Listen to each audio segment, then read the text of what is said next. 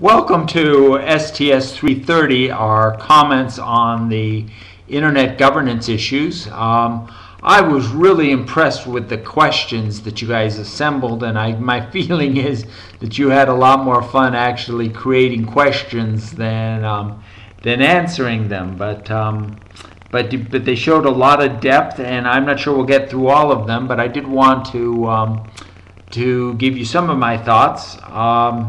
I'm going to just go ahead and start reading, starting with Dustin Anderson's. His reads, since the internet protocol are all standardized, it makes everything much easier and allows the internet to grow and innovate at an incredible rate. My question is related to the internet protocols. How would the internet as we know it today differ if the internet protocols that we all knew were in fact counted as intellectual property and consequently have imposed many restrictions on its use? Would this spark others to develop more proprietary protocols? If yes, how would this impact our internet experience? I think it's really clear that if they were proprietary protocols, then you'd have real competition as to which protocols would be used, and you'd have to have some sort of protocol at the top that adjudicated between all those protocols, and that protocol would be sort of the king protocol, and because no one else would want to see it be the king protocol, we'd probably find ourselves in a situation where we saw ourselves back in the 1970s, where we had many competing protocols. Now we have a question from Paulo, and he puts back onto the question, but his question is, my question to you, Dr. Foster, is whether or not you believe the government has the right to impede on the civil liberties of private companies, of which the public relies on for their IT services. So does the threat of imminent cyber attack warrant the president complete authoritarian control over our IT infrastructure? We have already seen the effects of such control before with the implementation of the Patriot Act, completely destroying our civil liberties. We had before the terrorism hit the United States full force after September 11th. Should we now extend the infringement of our digital civil liberties as well and submit to the complete security of the government, a public service, to connect our private companies now, when and where to do their jobs?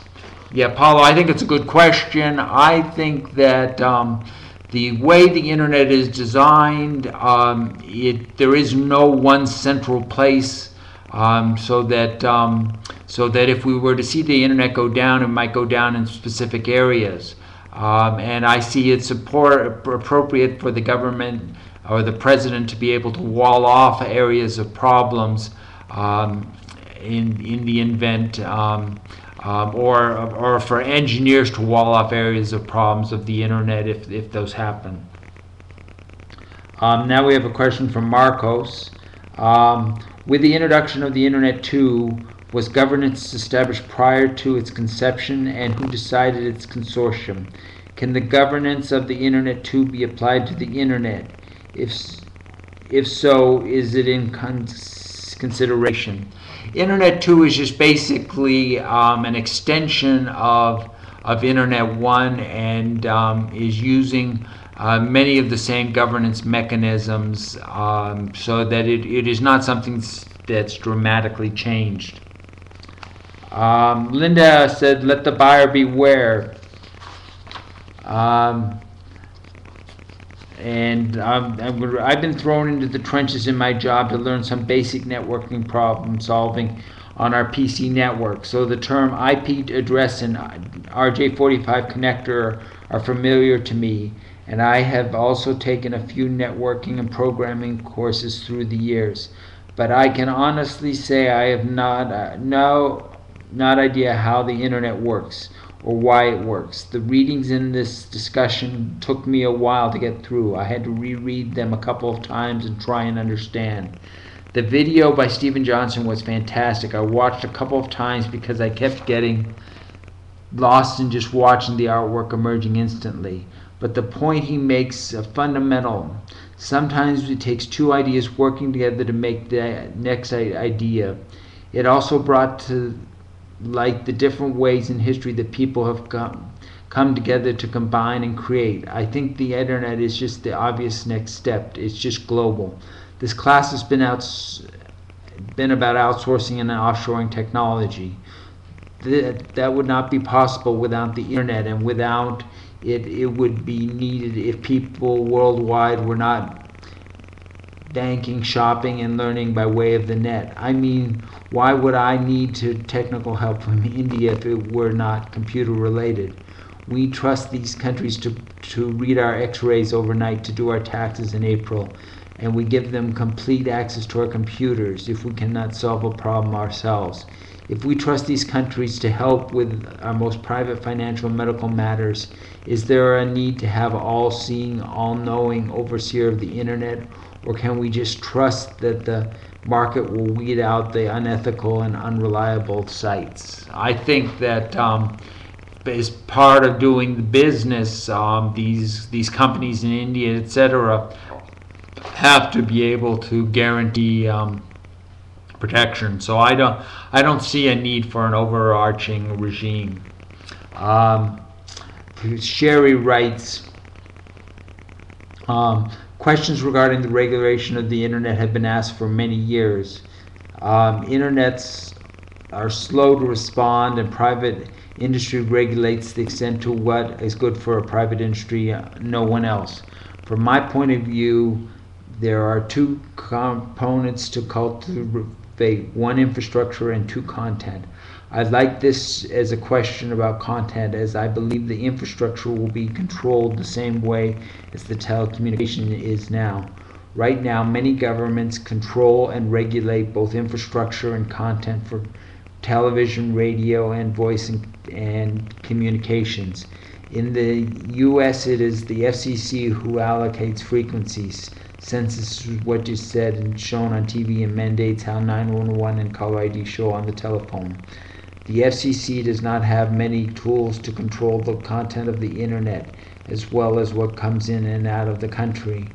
Now we are seeing the merging of all forms of communication. Do you see the FCC and the FCC-type government agencies trying to control and regulate the content of the internet using the same antiquated laws made for television and radio? Yep, I do. I certainly think that. I think there's certainly a struggle. I think there is a realization of how those old regulations ended up putting a structure that was resistant to change, so that there's certainly a discussion of how to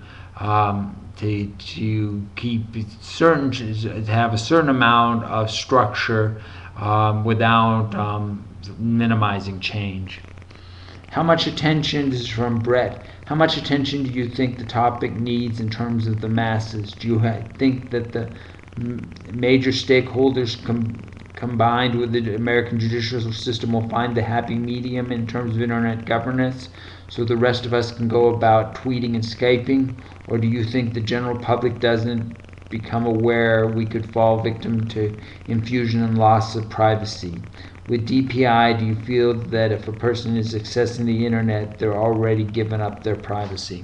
I think that's a really good question. I think the question of privacy is one that I think really needs to be debated in the general public.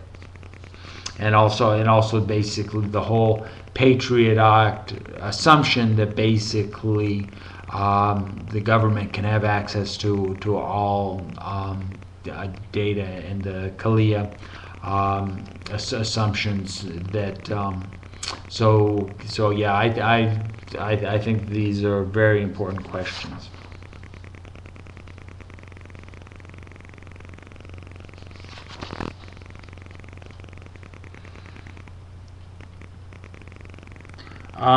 Here's a question from Fawn. My question is, will we need an international constitution for controlling the internet? And what is the standard for the governance of the internet? Who will make the rules? Who will enforce the rules? Who will have the power to control and govern the cyber world? And I think we've seen this with ICANN and the development. Basically, we've decided that it's not going to be a government organization. It is going to be a bottoms-up organization of constituencies that operate the internet, will be the ones that control and govern it and make the decisions about it. Here's a question from Robert. Could the private sector participate, create one integrated self-regulatory government agency similar to FINRA that constitutes many of the self-organizations already in place, such as IETF, ICANN, ITU, IE, ISO, including hardware and software developers, to join forces as one community to not only to protect the infrastructure but oversee the police and all the internet resources, including the development of standards, maintenance, and violations? Or would there be too much in one group to manage, and concern over competition and intellectual property rights prevent it from being successful?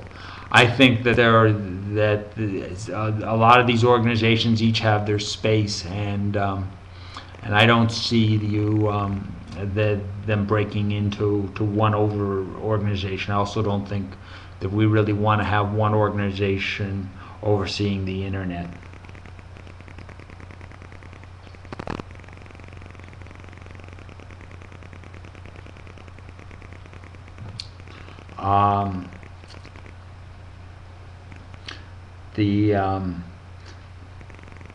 Levi Gordon asks a question. As a libertarian, I'm not a big supporter of the government sticking their nose in everyone's business by any means. However, when it comes to the security of the country I love and the well-being of the people's lives that reside here, I believe one of the few, and I emphasize few, roles of the federal government should have is the duty to keep its citizens safe from a full-scale attack. I think the most rational people would agree with that belief. As far as the Patriot Act, if you're not up to no good, then you have nothing to worry about. The redcoats aren't going to break into your house and set up shop. To my knowledge, the feds never abused this act. What were the effects seen when you say we have already seen the effects of effects before? Did the federal government monitor what books you personally checked out from the library? Were they shifting through your trash at 3 a.m.? Or were they concerned with much bigger things? I think the real challenge we have is there's just so much data, and the NSA and the FBI need to have technical mechanisms in which they can serve when they need to focus on a particular piece of information, they can go ahead and get it.